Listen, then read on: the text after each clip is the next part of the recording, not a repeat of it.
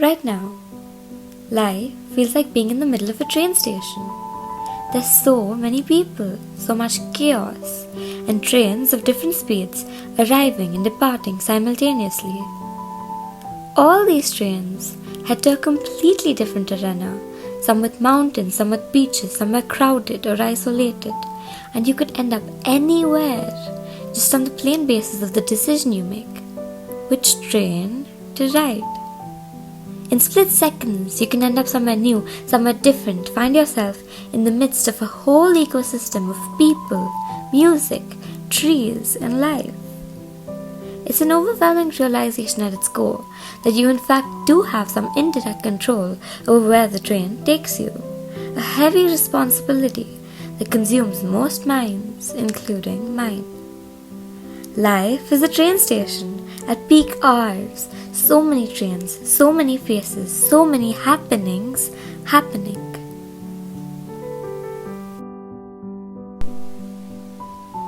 I sit on a bench at the railway station, unable to make a decision as I attempt to calculate the so-called opportunity cost of me picking one route. All this thinking exhausts my mind, and I tell myself, "Que sera, whatever will be, will be." So I quickly jump up on my feet and begin to make my way to the blue train that travels west. I find myself a seat beside the window and gaze outside. The train travels in bursts, both slow and quick at times. I appreciate the pink flowers on the way, the sun and the moon when they appear at their respective times, and even befriend the girl sitting opposite to me.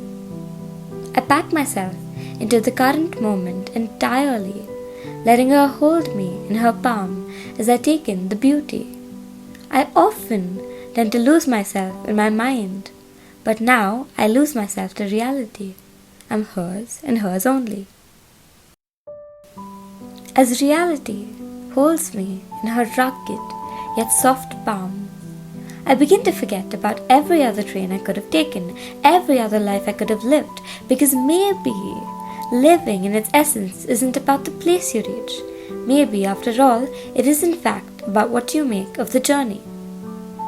As Toni Morrison popularly said, the grandeur of life is in the attempt.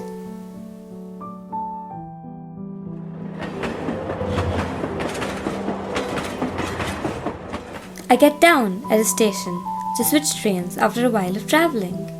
This reminds me of how at the end of the day you can always change lanes, step down and begin again, and how ultimately impermanence is the only permanence in life. I'm baffled by how impermanence will always possess a beauty of its own, that you can experience only if you do settle to embrace it and at least attempt to welcome it by putting your arms around it and pulling it into a warm hug. I'm on another train now. I'm far away from the place I've always called home.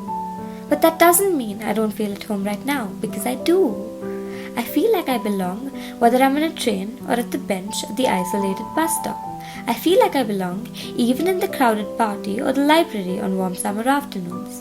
I'm no longer desperate to find home and put down roots, for now I carry home inside me, and I'll carry it wherever I go.